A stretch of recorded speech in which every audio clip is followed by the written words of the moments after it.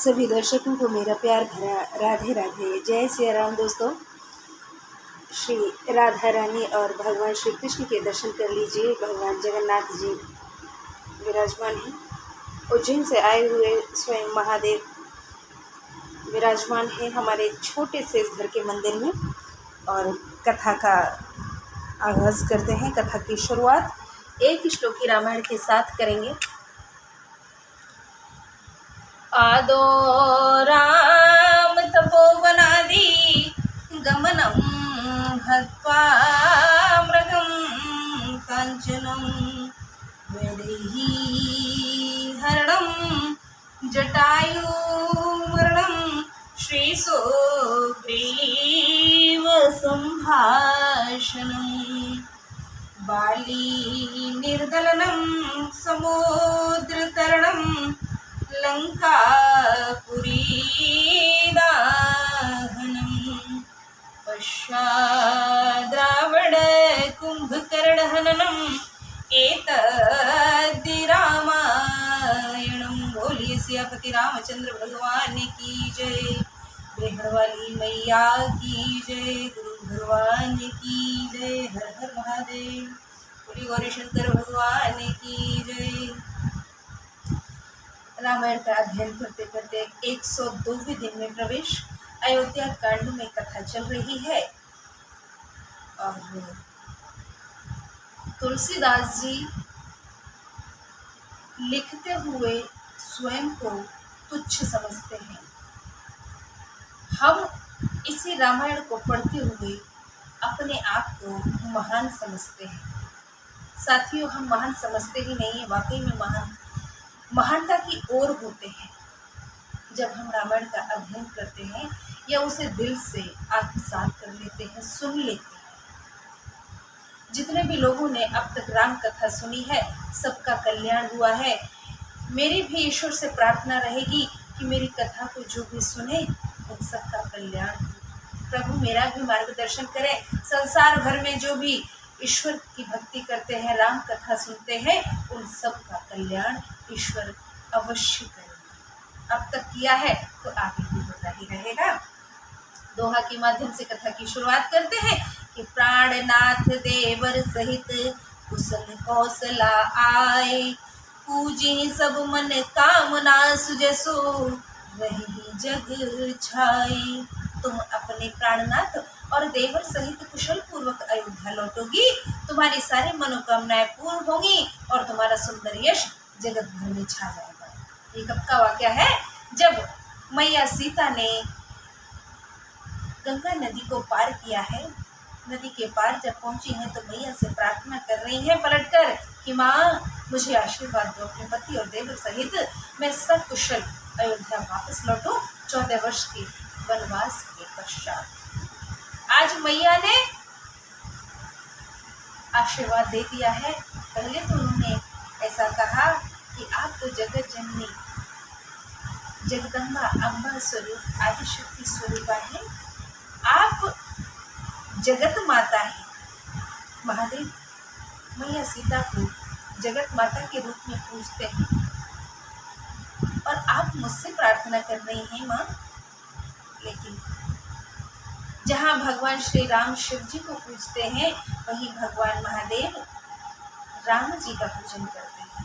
दोनों एक दूसरे के अनन्य पुजारी हैं। ऐसे ही माँ, एक माँ दूसरी माँ से प्रार्थना कर रही है और आशीर्वाद भी पा रही है कि गंग वचन सुनि मंगल मूला, मुदित सिय सुर सरे अनुकूला। तब प्रभु गुहहि कहे घर जाहू, सुनत सुख मुख भाउर दाहू। मंगल के मूल गंगा जी के वचन सुनकर और देव नदी को अनुकूल देखकर सीता जी आनंदित हो गई। तब प्रभु श्री रामचंद्र जी ने निषाद राज गुह से कहा कि भैया, अब तुम घर जाओ। ये सुनते उसका मुंह सूख गया और हृदय में दाह उत्पन्न हो गया, अर्थात आग जलने लगी। दीन वचन गुह कह कर जोरी, बिनय सुनाओ रघुकुल मनि मोरी। नाथ साथ रही पंथु देखाई, कर दिन चारि चरण सेवकाई। गुहा हाथ जोड़कर दीन वचन बोला, हे रघुकुल शिरोमणि, मेरी विनती सुनिए। मैं नाथ आपके साथ रहकर रास्ता दिखाकर चार कुछ दिन चरणों की सेवा करके आपके साथ व्यतीत करना चाहता हूँ। जीवन जाय रहब रघुराई, परन कुटी में करबे सुहाई। तब मोय के जसि देव रजाई, सोई करे हूँ रघुवीर दुहाई।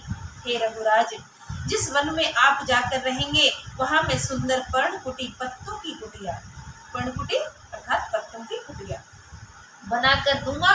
तब मुझे आप जैसी आज्ञा देंगे, मुझे रघुवीर आपकी दुहाई है, मैं वैसा ही करूंगा। लेकिन जहां आप रहेंगे वहां की पर्णकुटी, वहां की जो कुटिया होगी वो मैं अपने हाथों से बनाना चाहता हूँ। प्रभु, ये सौभाग्य मुझे प्राप्त होने नहीं दीजिए, मुझे इतना करने नहीं दीजिए। क्या कि सहज स्नेह राम लखितासु, संग लीन गुह हृदय हुलासु। पुनि गुह ज्ञाति बोल सब लीने, कर परितोष विदातब कीन्हे।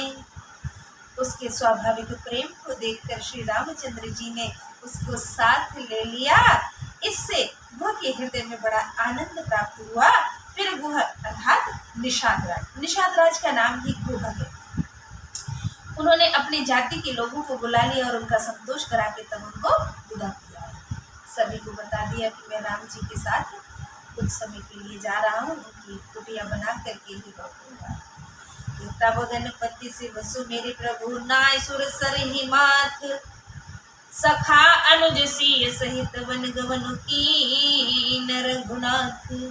तब प्रभु श्री रघुनाथ जी गणेश जी और शिव जी का स्मरण करके तथा गंगा जी को मस्तक नवाकर सखा निषाद राज, छोटे भाई लक्ष्मण जी और सीता जी सहित वन को चले गए। ते दिन भयो बिटप तरबासु, लखन सखा सब कीन सुपासु। प्राते प्राते कृत करे रघुराई, तीर्थ राजु दीख प्रभु जाई। उस दिन पेड़ के नीचे निवास हुआ। लक्ष्मण जी और सखा गुह ने विश्राम की सब सुख व्यवस्था कर दी है। प्रभु श्री रामचंद्र जी सवेरे प्रातः काल की सब क्रियाएं करके जाकर तीर्थों की राजा प्रयागराज के दर्शन किए। सचिव सत्य श्रद्धा प्रिय नारी, माधव सरिस मीतु हितकारी।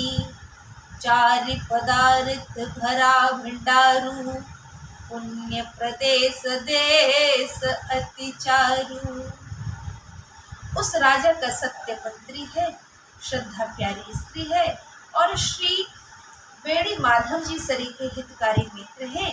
चार पदार्थों अर्थात धर्म अर्थ काम और मोक्ष, इनका भंडार भरा हुआ है। वह पुण्यमय प्रांत ही उस राजा का सुंदर देश है। कोई भी इन गुणों को आत्मसात कर ले तो वो अपने आप में एक पूर्ण राजा होता है।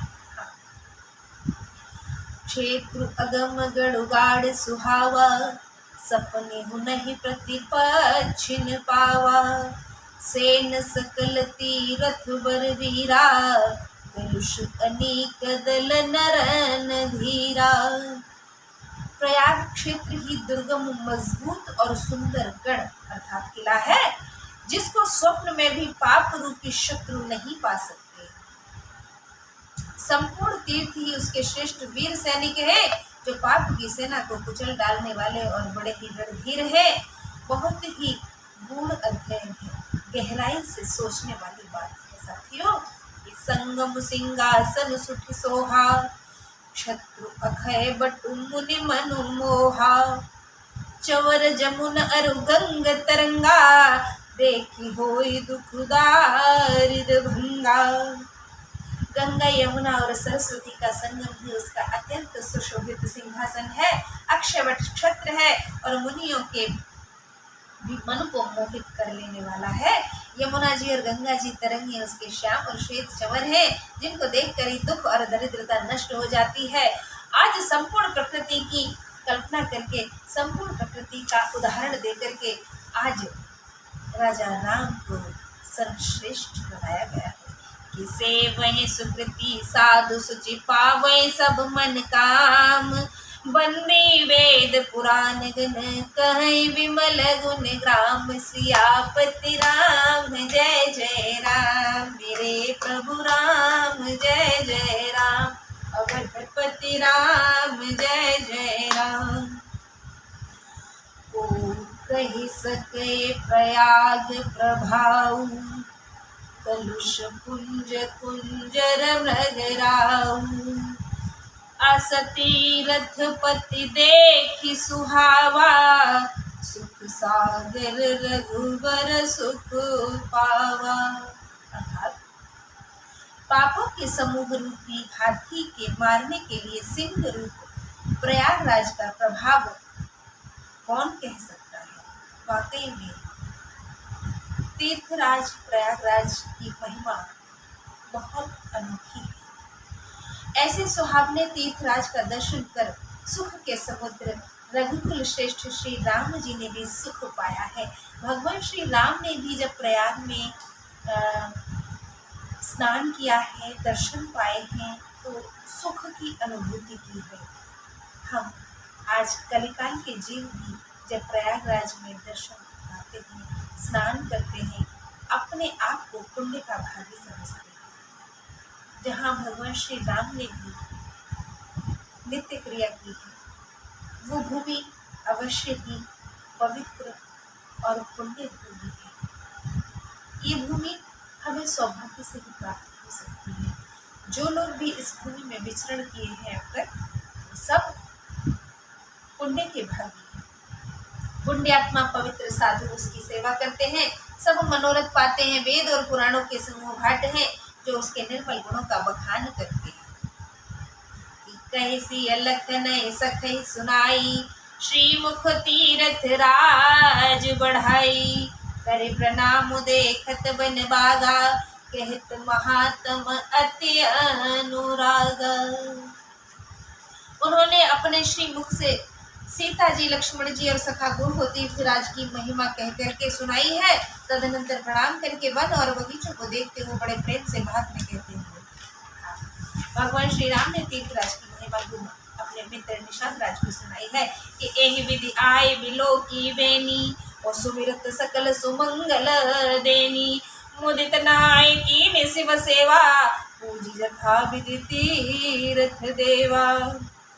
इस प्रकार श्री राम ने आकर त्रिवेणी का दर्शन किया और स्मरण करने से ही सब सुंदर मंगलों की कामना करने वाली फिर आनंद पूर्वक त्रिवेणी में स्नान करके शिव जी की सेवा अर्थात पूजा की और विधि पूर्वक तीर्थ देवताओं का पूजन किया है।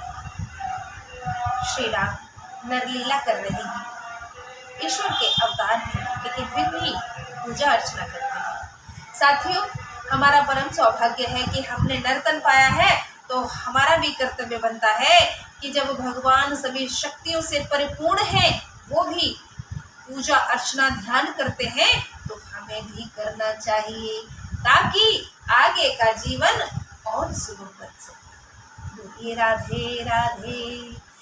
तब प्रभु भरद्वाज पही आए, करत दंडवत मुनि उर लाए।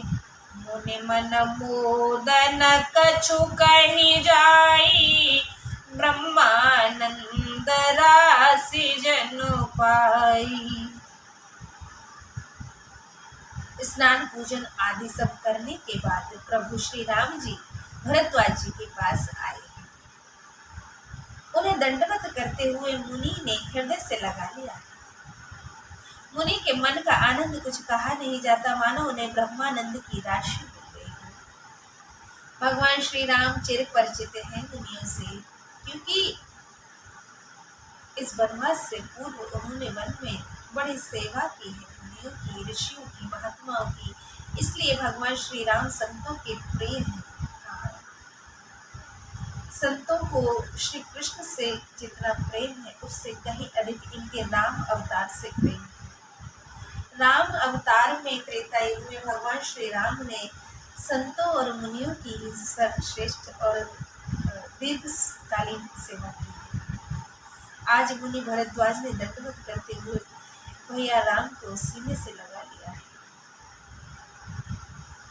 दीन असीस मुनीस उर अति आनंद अस जाने। लोचन गोचर सुकृत फल मनहु किए विधियानी। मुनीश्वर भरद्वाज जी ने आशीर्वाद दिया है। उनके हृदय में ऐसा जानकर अत्यंत आनंद हुआ कि आज विधाता ने श्री सीता जी और लक्ष्मण जी सहित प्रभु श्री रामचंद्र जी के दर्शन कराकर मानो हमारे संपूर्ण पुण्यों को फल, सारे पुण्यों का फल ला करके हमें पकड़ा दिया है, आंखों के सामने कर दिया है। कुशल प्रश्न करे आसन दीने, पूज प्रेम परिपूरन कीने।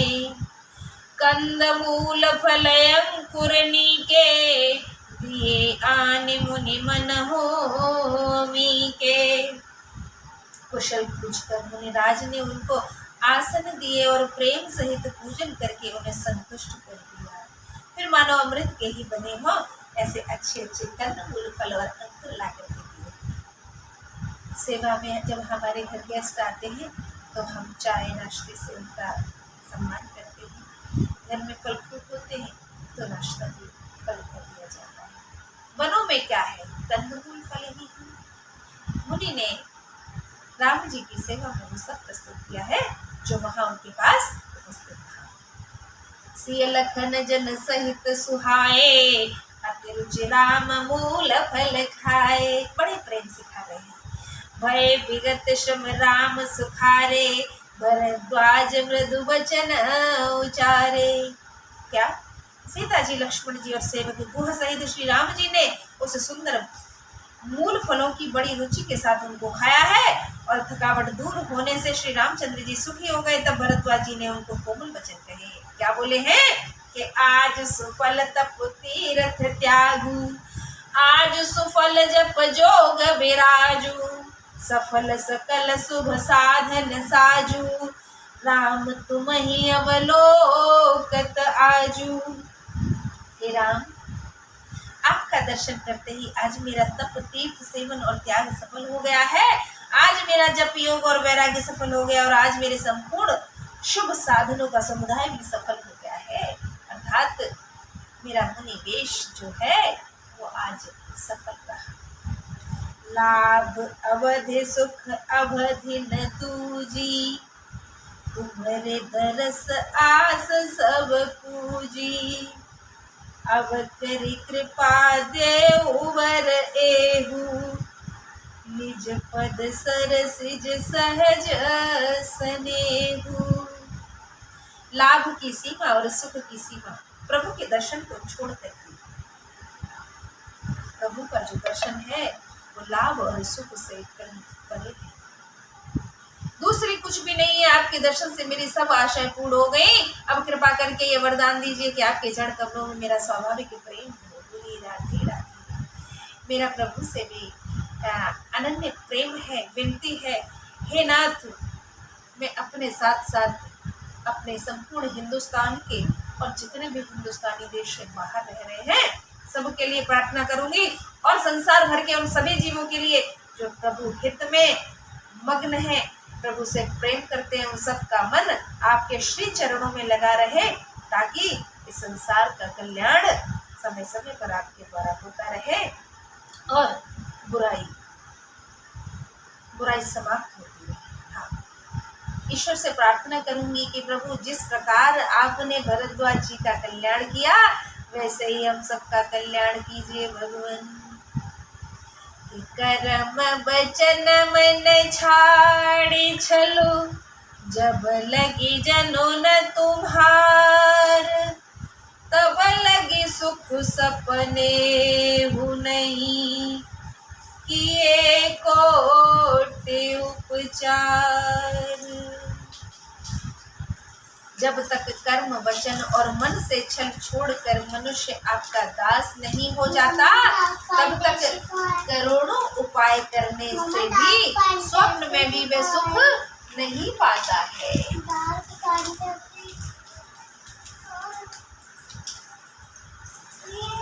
सुनि मुनि बचन राम सकुचाने, भाव भगत आनंद अघाने, तब रघुवर मुनि सुजसु सुहावा, कोटि भांति कही सबहि सुनावा। मुनि के वचन सुनकर उनकी भाव भक्ति के कारण आनंद से तृप्त हुए भगवान श्री रामचंद्र जी सकुचा गए हैं लीला की दृष्टि से।